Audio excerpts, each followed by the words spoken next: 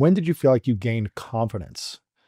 Well, because you had the door like wide open for you. Yeah. From one, working hard as a child Right. to getting the talent. It's not Yeah. like someone just gave it to you because they liked you. It's like a number of things happened. You Yeah. also busted your butt. You're extremely talented. You put in Yeah. the reps and you had an opportunity and you took advantage of it and If you kept delivering on the Ye- results. It's Right. not like you Right. know. And so more opportunities come when you keep delivering results. Sure. But when did the confidence come? When I look back at it as a whole, I'm really able to high five that kid and say, man, you got fastball after fastball and you kept hitting home runs. But in the moment, I was only thinking about the strikeouts. I was only thinking about like all the times where I felt like I wasn't quite enough, or I wasn't quite hitting the note the way David wanted, or I wasn't quite, my stage presence wasn't where it needed to be, or, or when I wasn't getting recognition, if somebody gave me a bad review or I wasn't nominated when I wanted to be or something, I was hyper focused on all of the ways in which there might be a hint that it could be all over or that I wasn't good enough. It was like I was a lawyer in my own head defending the demons. Like, you see, That one critic over here. Yeah. Your Honor, I'd like to present Exhibit A, talentless piece of shit. Here you are. Yes, I rest my case. I wasn't focused on all of the ways in which I was crushing it. I was focused on all of the ways in which I wasn't. Meanwhile, there was a whole lot of success happening as well. So confidence was a funny thing that crept in through experience.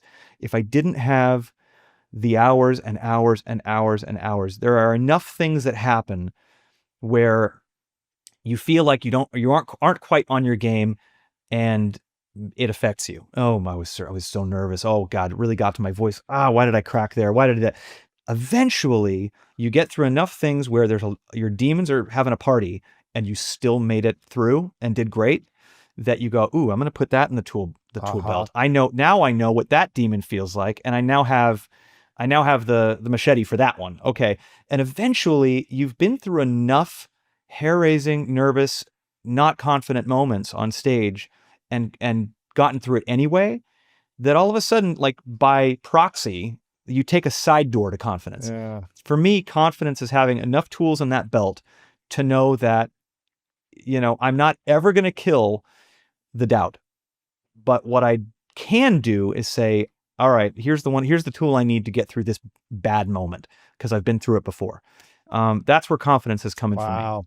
What is the best psychological or emotional tool that you've used when you experience the most fear or self-doubt? What do you use to at least get through it? Yeah.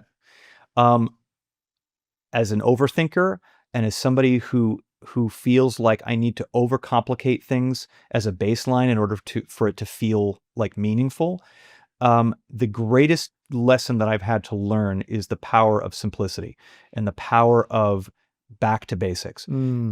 Because I never thought that I was just enough.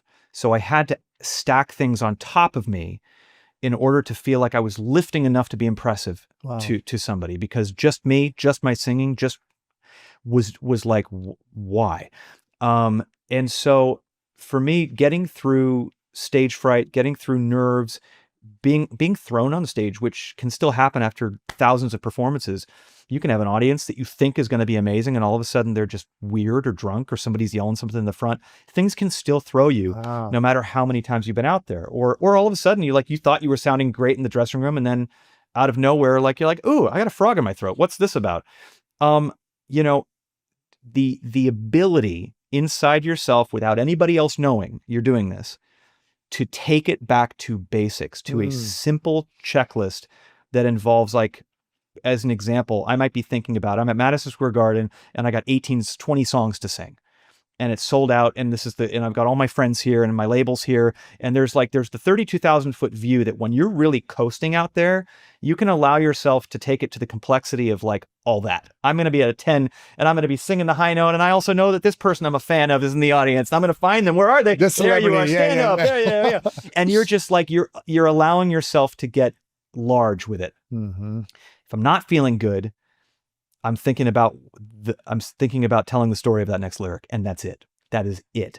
And and I am not thinking about impressing the greatest venue in the world. I'm not thinking about who's out there.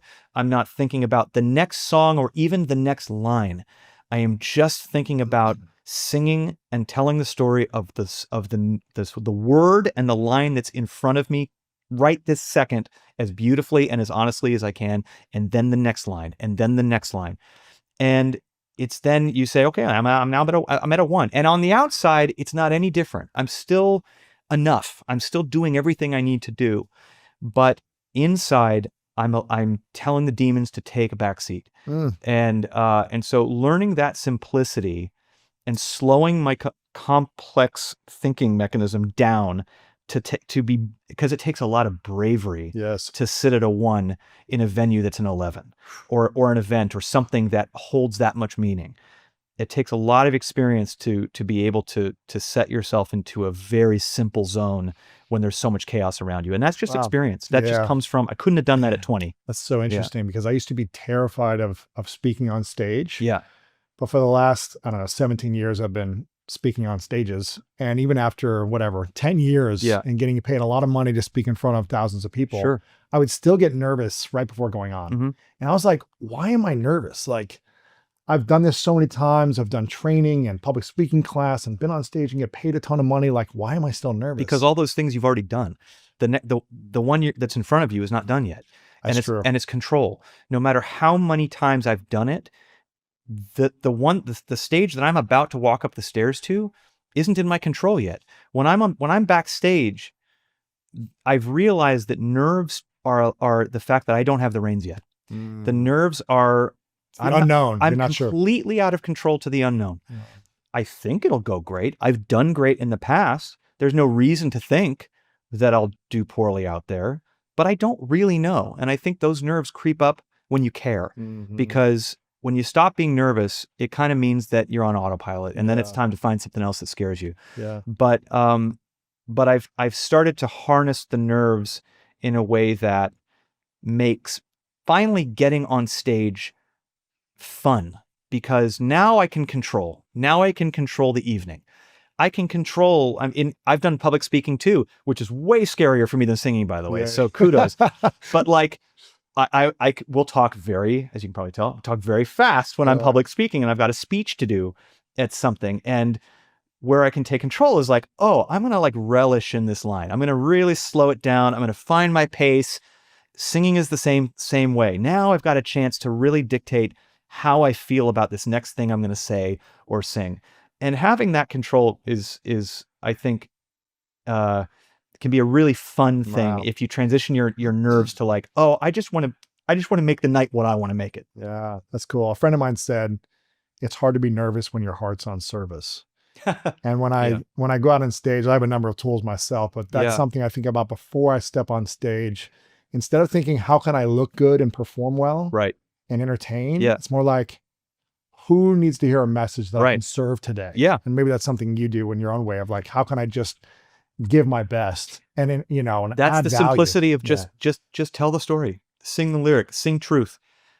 Just take it down to the simplicity of accessing and giving out a message that you want to give. Yeah, that's cool, man. And then that's it. Thank you for watching this video. If you want more inspiring clips like this, make sure to click right here to subscribe and click right here to watch that next video that is specific to support you in your life.